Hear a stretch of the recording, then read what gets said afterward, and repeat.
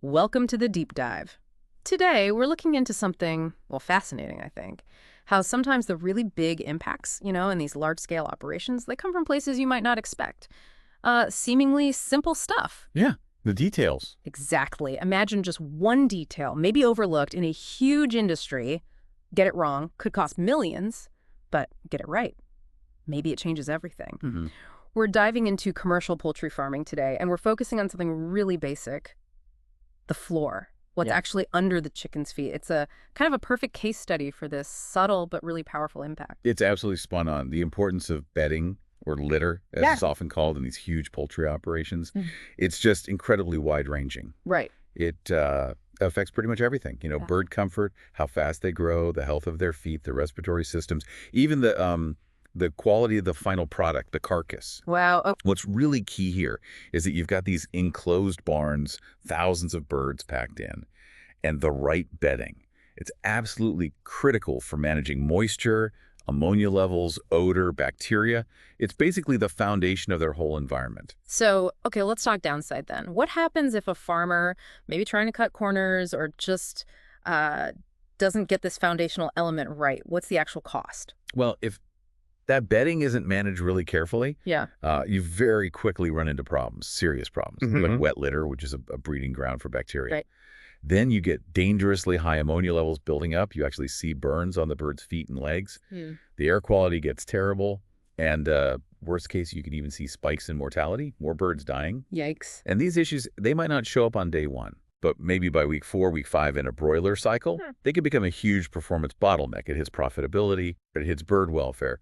Big deal. Okay. And that's exactly why certain bedding types, specifically high-quality pine shavings, have really come to the forefront as like a critical solution. Right, pine shaving. So, given all those challenges you just laid out, how did pine shavings become the kind of go-to solution? What's so special about them compared to, I don't know, other stuff people might use, like sawdust, straw, maybe even chopped cardboard? Yeah, good question. It feels like there must be some solid reasons why they stand out so much. There really are. Pine shavings, they kind of hit this sweet spot when you look at all the critical factors together.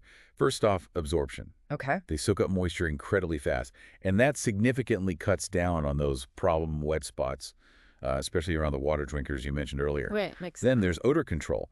Pine, the wood itself actually contains natural oils, things like pine and limon. Mm. And these oils, they naturally help suppress bacterial growth. And that, in turn, keeps down that awful ammonia smell. It's not just some chemical additive. It's biology working at scale, That's pretty neat, actually, working with nature. Exactly. Scaled up to thousands of birds, it can make a huge difference in disease and odor. Then they also provide really good insulation, helps hold warmth in colder weather or during winter flocks. Important for energy costs, too, I bet. Definitely. Oh. And for foot health, which is a huge deal for grading the broilers. Later, they're soft, they're cushiony. They do a great job preventing those painful hock burns and foot pad blisters. Okay. And this is crucial, especially when you compare them to a lot of sawdust types. Hmm. High-quality pine shavings are much, much lower in dust, Ah, dust. Oh. which is absolutely vital for keeping those broiler lungs healthy. Hmm. Poor air quality from dust is a major respiratory risk. Okay, those are really compelling advantages. But I'm guessing, like, pine shavings aren't all created equal, right? Are there differences? What makes the really good ones stand out, especially, when it comes down to performance on the farm? You've hit on a really crucial point there. The quality of the pine shaving makes a massive difference, a colossal difference. The best stuff, it comes from virgin pine, not recycled wood, not random offcuts, and specifically kiln-dried pine. Kiln-dried. Why is that important? Well, the drying process is key. They heat it way up, often above 100 degrees Celsius. That gets the moisture content really low, which is what you want for absorption. Gotcha. And it also helps sterilize it. Some top suppliers even pathogen test their batches weekly. Plus, they use these rigorous screening systems, multi-stage screening, Do what? to get rid of the dust.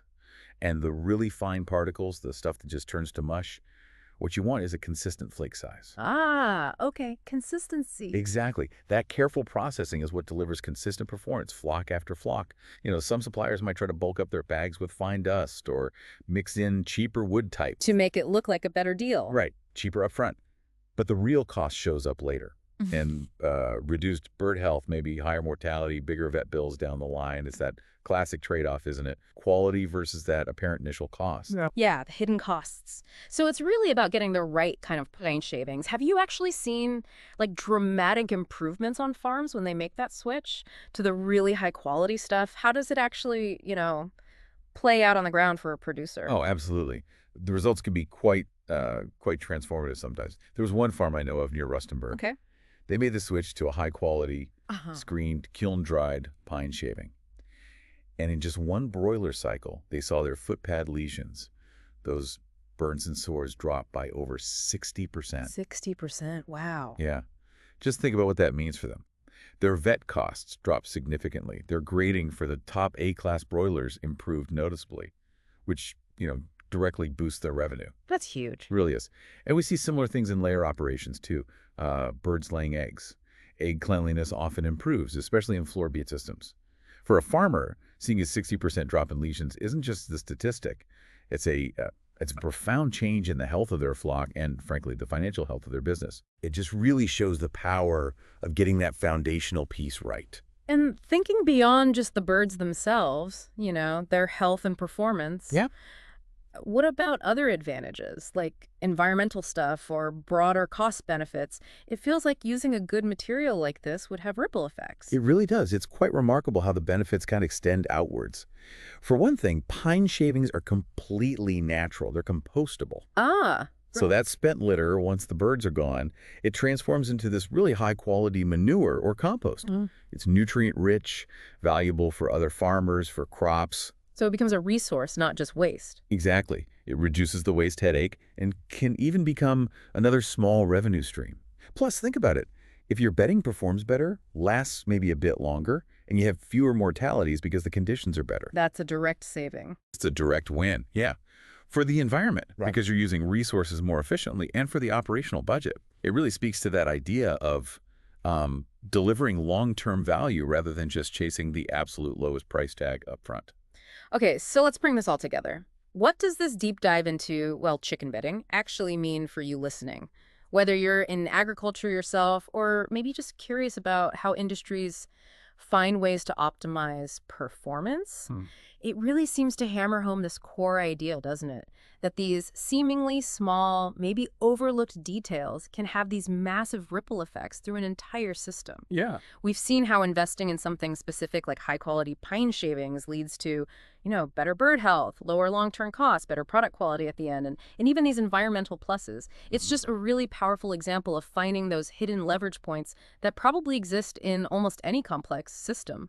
It truly is. It underscores how a really meticulous approach, paying close attention to a foundational element, something that seems as simple as bedding, can drive such significant improvements in these really complex operations. Right. And, this raises a pretty important question, I think, for all of us listening.